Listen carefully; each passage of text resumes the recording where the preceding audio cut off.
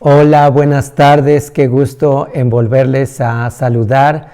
Es maravilloso saber que tenemos un Dios, tenemos una fe y que Él nos está permitiendo en nuestro desarrollo espiritual que estemos avanzando.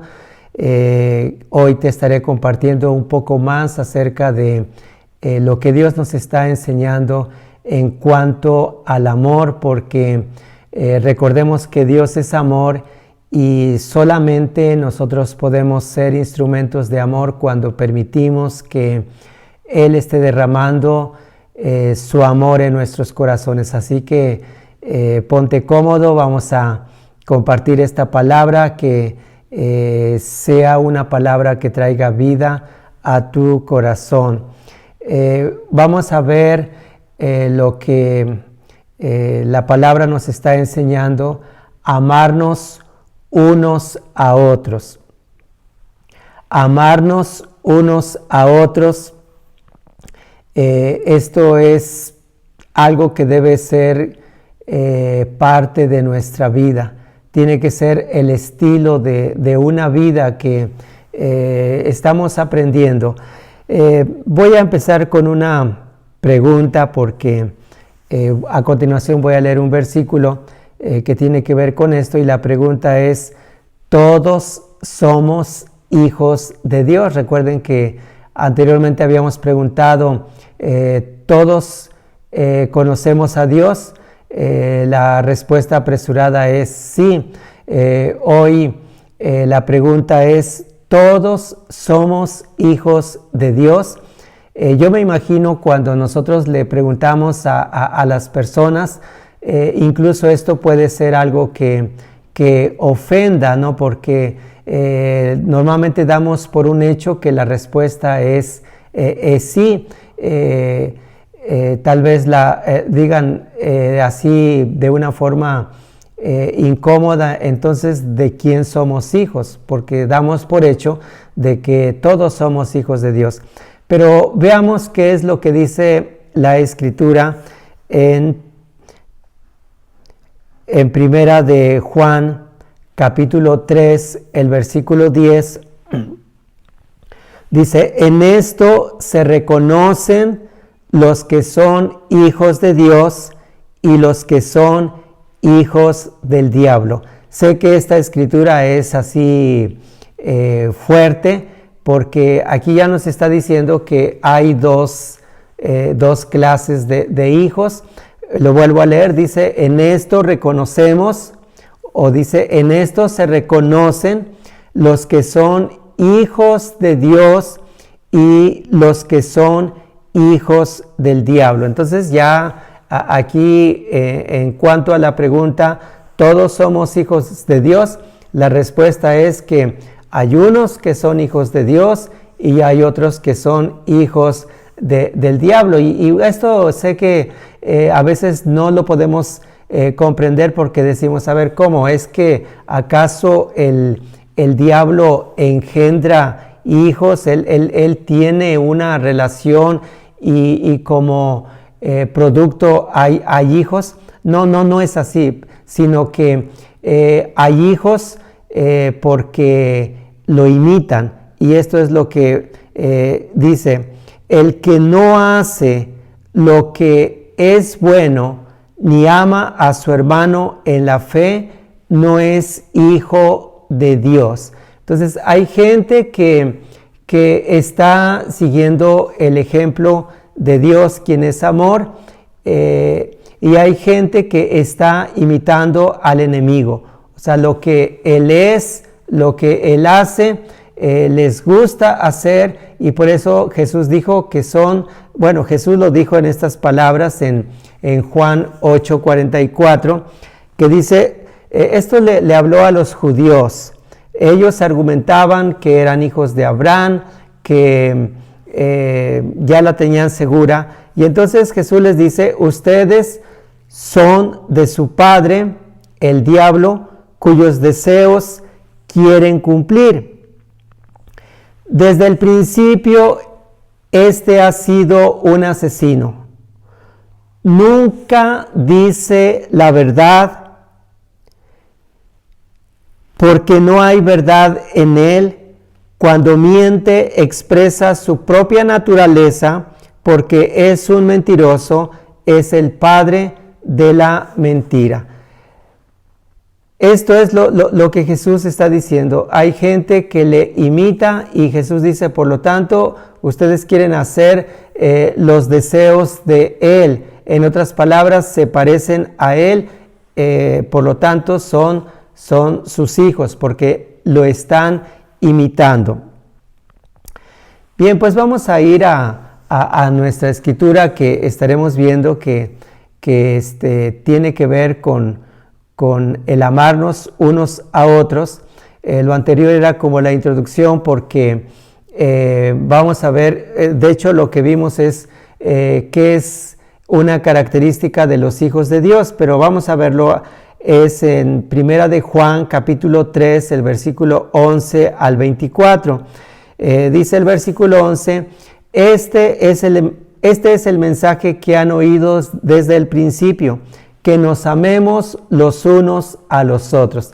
Juan, el apóstol del amor, el que estaba muy cercano con Jesús, uno de los más íntimos que pertenecían al círculo de Jesús, él aprendió mucho acerca de lo que es la amistad, la relación con Jesús, el amor, y él está diciendo que de lo que él va a hablar, el mensaje que él va a dar es el mismo que ya él ha hablado en otros capítulos y lo va a seguir hablando. Dice que nos amemos los unos a los otros.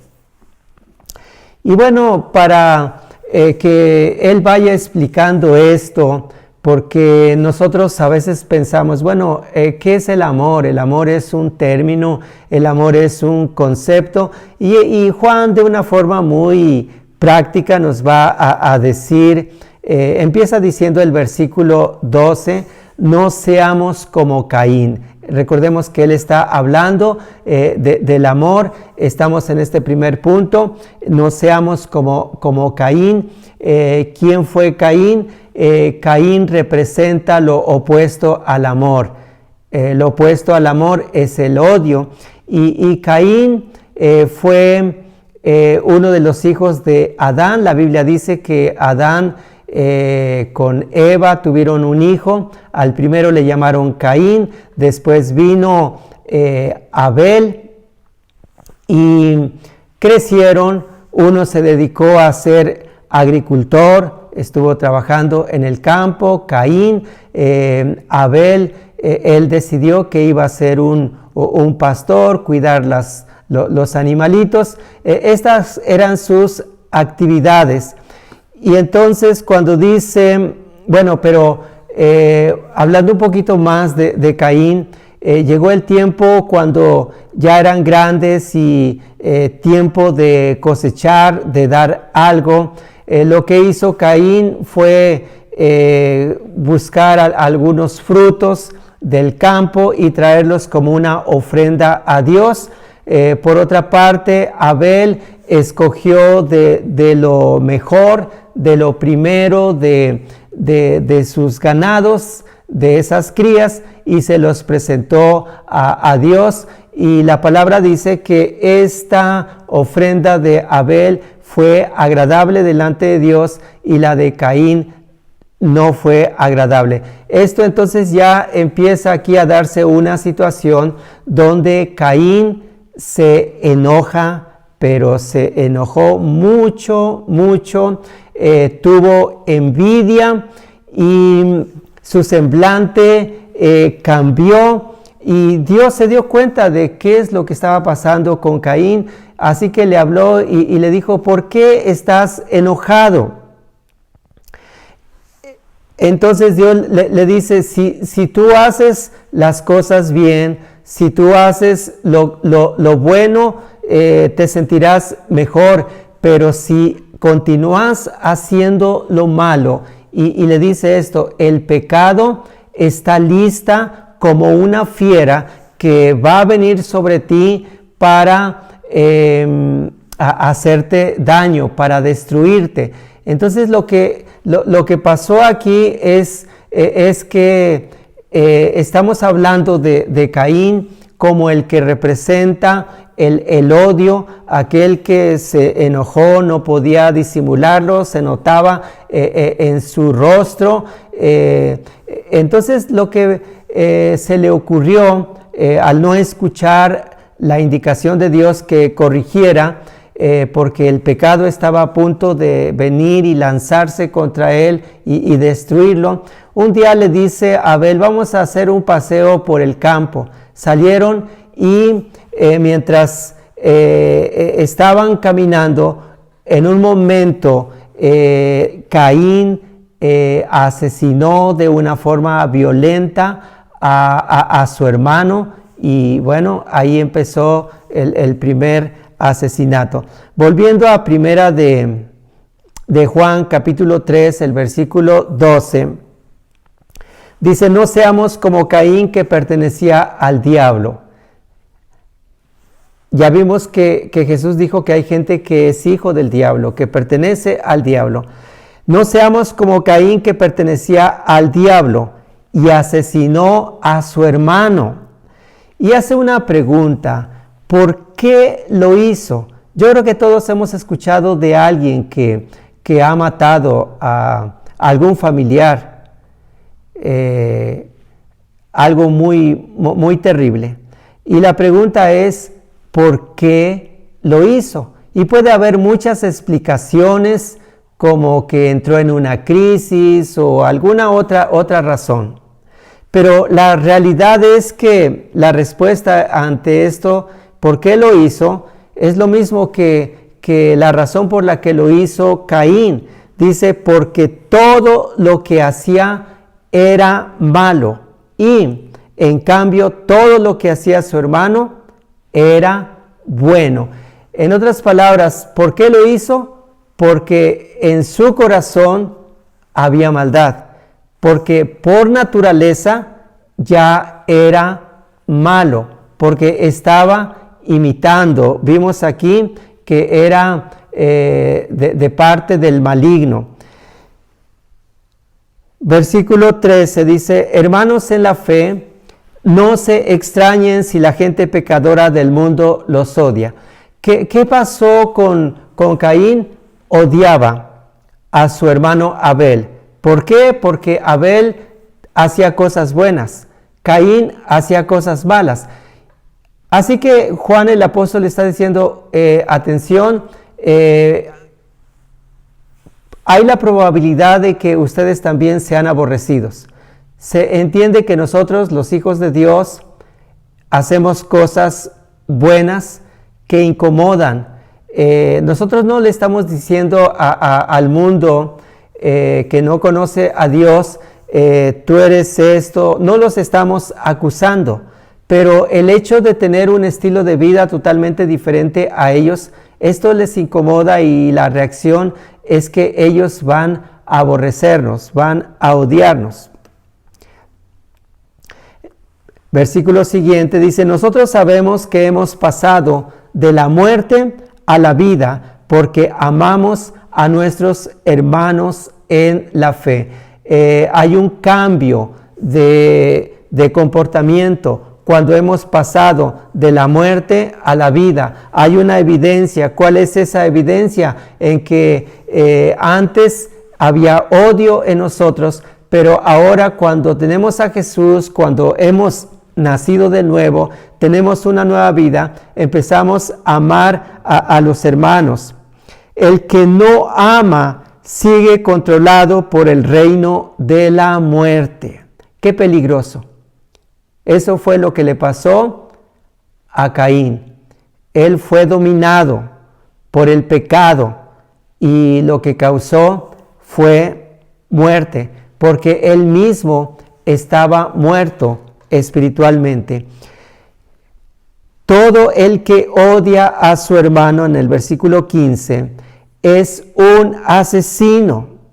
Ustedes saben que ningún asesino puede tener la vida eterna.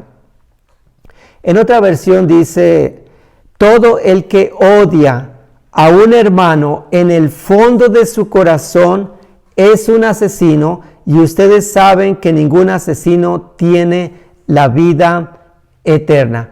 La idea aquí es que una persona que odia, una persona que está enojada, es el principio y tiene un potencial de llegar a matar a una persona.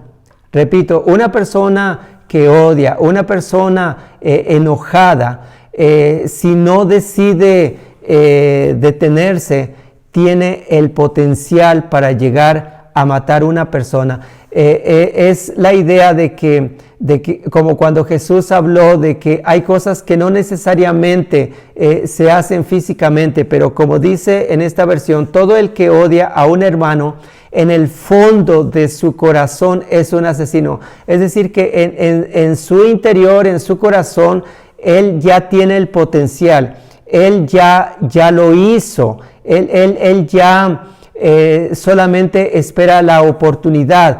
Cuando Caín le dice a su hermano Abel, vamos a hacer un paseo, él en su corazón ya sabía qué es lo que iba a hacer. Él ya había decidido que lo iba a matar violentamente. Dice, y ustedes saben que ningún asesino tiene la vida eterna. Vamos a ir a Mateo capítulo 5, el versículo 21 y 22.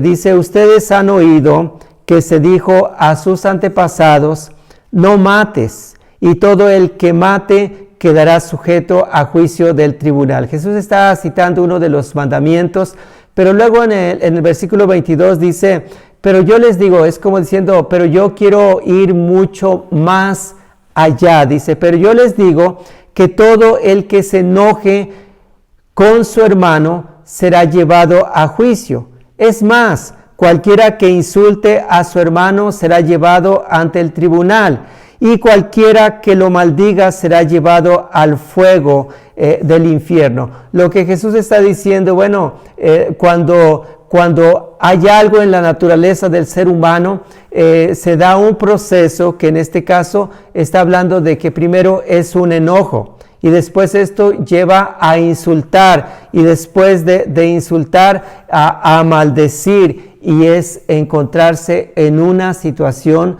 muy peligrosa. Estamos hablando lo opuesto al amor, que es el odio. Así es como empezó Caín a trabajar en su corazón, en sus pensamientos, en sus imaginación, enojándose, teniendo envidia. Y bueno, ahora vamos a ver el punto 2, volviendo a 1 de Juan capítulo 3, el versículo 16. Si Caín es el que representa el odio, aquí en segundo lugar vamos a ver a Jesús, que entregó su vida por nosotros. Jesús está aquí representando el amor. Entregó su vida por nosotros. Versículo 16,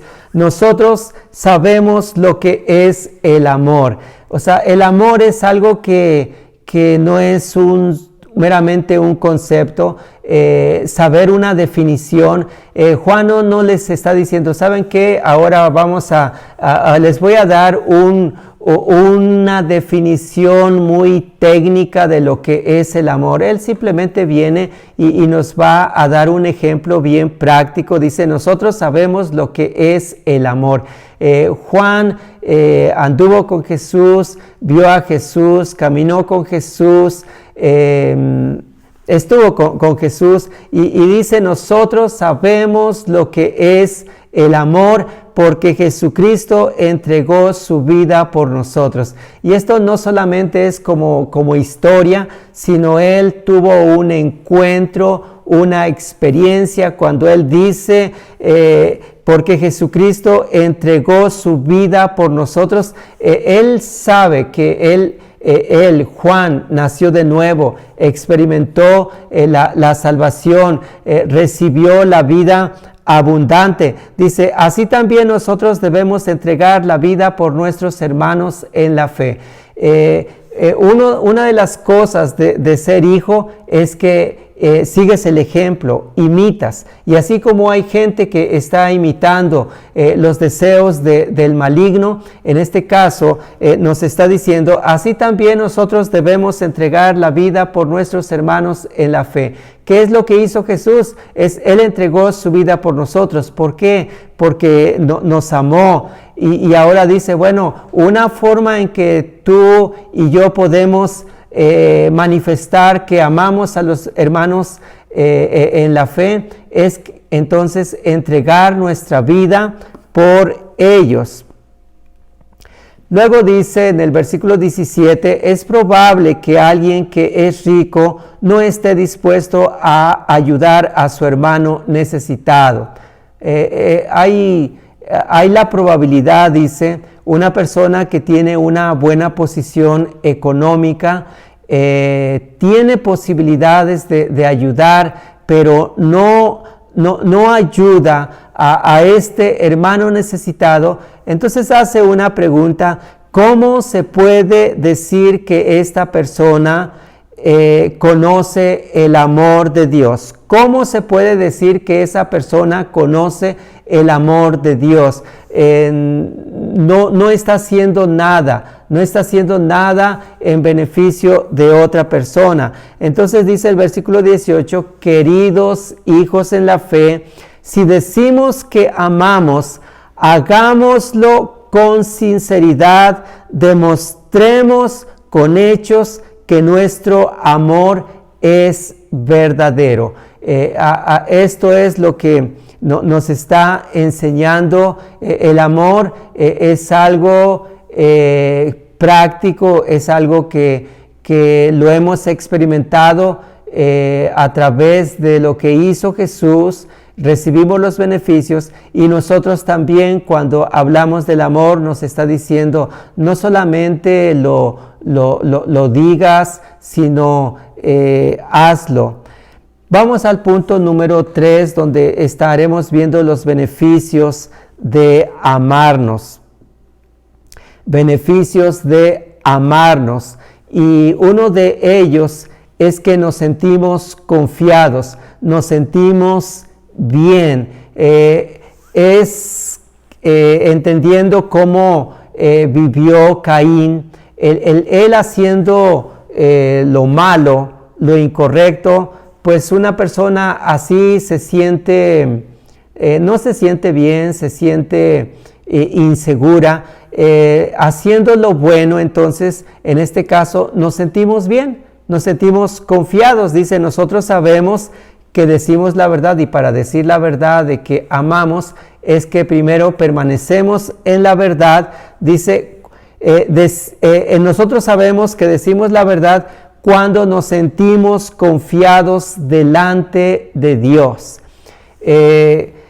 Podemos tener la libertad para entrar a su presencia porque nos sentimos confiados. Cuando la gente no se siente confiada, como fue Adán, el primer hombre, se escondió, se anduvo escondiendo.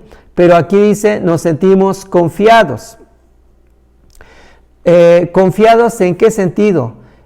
Hay una conciencia que nos acusa, pero cuando nosotros hacemos bien las cosas, tenemos gozo, tenemos paz. En el versículo 20 dice, pero aún si nuestra conciencia nos hiciera sentir culpables de algo, porque a veces podemos ser muy exigentes con nosotros mismos, y entonces dice que puede ser que nuestra conciencia nos empiece a acusar, pero dice, debemos recordar que Dios es más grande que nuestros sentimientos y todo lo sabe. Nuestra conciencia en un sentido se puede equivocar, pero Dios, que nos conoce profundamente, dice que Él lo sabe todo.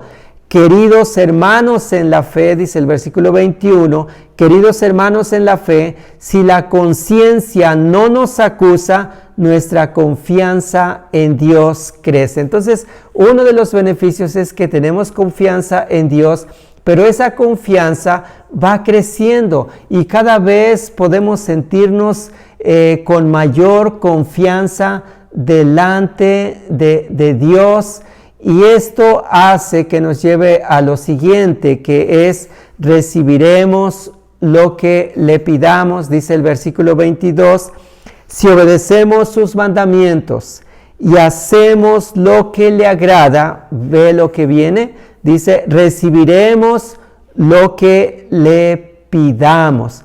Yo creo que esta es una razón por la que nosotros podemos ser constantes cuando estamos pidiendo algo. ¿Por qué? Porque tenemos confianza. Cuando no estamos haciendo bien las cosas, cuando no estamos amando, eso nos hace sentir inseguros y también no tenemos la confianza para continuar pidiendo las cosas. Entonces, dice nuevamente el versículo 22, si obedecemos sus mandamientos y hacemos lo que le agrada, recibiremos lo que le pidamos. Está hablando de guardar, de observar los mandamientos.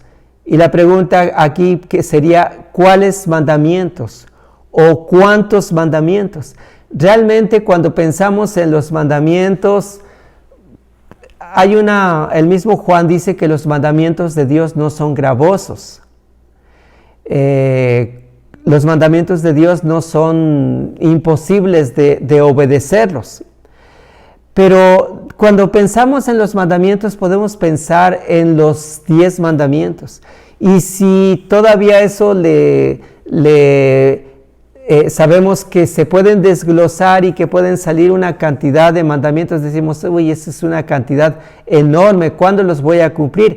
Pero cuando lo vemos como lo ve Juan, y cuando a Jesús le preguntaron cuál era el mandamiento principal, él dijo, amarás a Dios con todo tu corazón, con toda tu alma, con todas tus fuerzas, y a tu prójimo como a ti mismo, y dice, en esto se resume toda la ley. Es decir, que si hay una cantidad enorme de mandamientos, solo se puede resumir en 2. Una es amar a Dios y otro es amar al prójimo. Y aquí lo dice en el versículo 23, y este es su mandamiento, que creamos en su Hijo Jesucristo. Eso es todo. Así se resume, que creamos en su Hijo Jesucristo, y 2, y nos amemos los unos a los otros, tal como Él lo ha ordenado. Así de fácil y así de sencillo. Es tan resumido, pero esto implica mucho. De hecho, aquí no está diciendo no matarás, no está diciendo no odiarás, pero se entiende que si uno cree en el Señor Jesucristo y está recibiendo de su amor, esto va a hacer que nosotros estemos siendo mejores en cuanto a comportamiento con nuestro prójimo. Otro beneficio es que seremos amigos de Dios. Esto, en otras palabras, vamos a permanecer en Él, vamos a tener compañerismo, nuestra amistad estará creciendo con nuestro Dios. Dice el versículo 24 y último, dice, el que obedece sus mandamientos es amigo de Dios y Dios es amigo de él. Y luego hace una pregunta, ¿cómo sabemos que Él es nuestro amigo? ¿Cómo sabemos que Él permanece en nosotros y nosotros permanecemos en Él? ¿Cómo sabemos que tenemos compañerismo con Él? ¿Cómo sabemos que esa amistad puede ser muy fuerte? La respuesta lo dice es por el Espíritu que nos dio.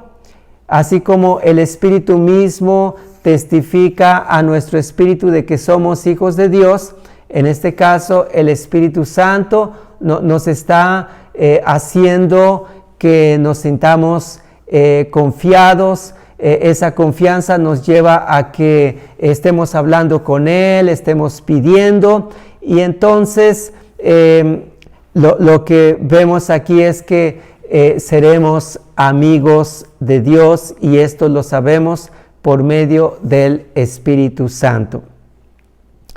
Pues estamos viendo amarnos unos a otros. Y entonces empezamos viendo que no seamos como Caín.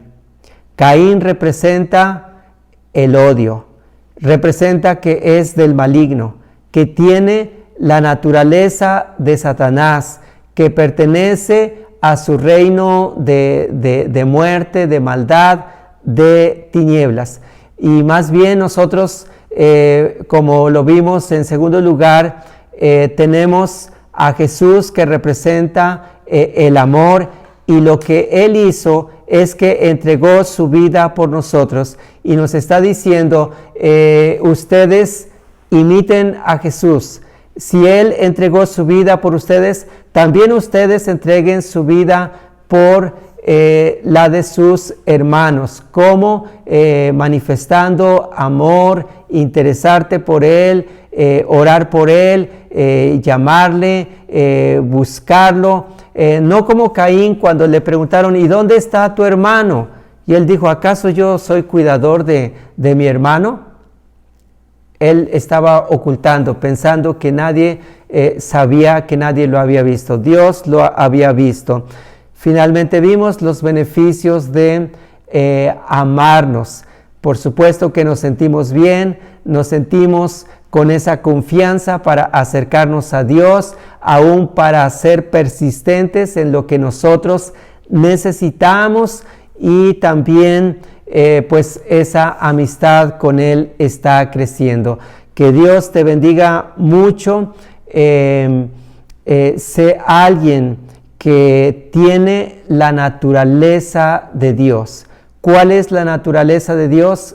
Que Él es amor. La Biblia dice, Dios es amor, y Él quiere que tú tengas esa naturaleza y que seas participante de esa naturaleza, expresando el amor de Dios a otras personas, entregando tu vida para amar, entregando tu tiempo, tus recursos, todo lo que Dios te ha dado, ponerlo a disposición para que sea de bendición para otros. Vamos a darle gracias al Señor Padre. Te agradecemos mucho porque tenemos aquí tu palabra, no ser en lo negativo como Caín, pero sí imitar a Jesús, que Él entregó su vida, también nosotros entregar nuestras vidas.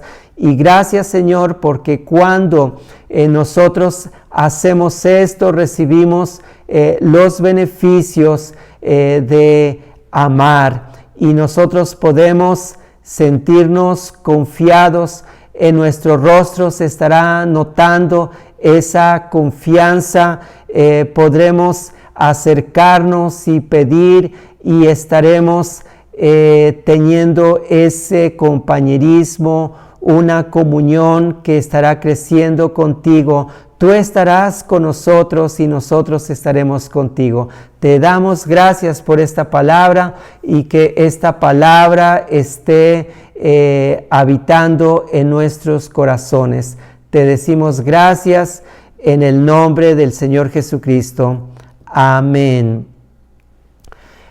Un abrazo, muchas bendiciones, y que estés creciendo en tu vida espiritual, que estés amando a Dios y a los demás. Bendiciones, hasta pronto.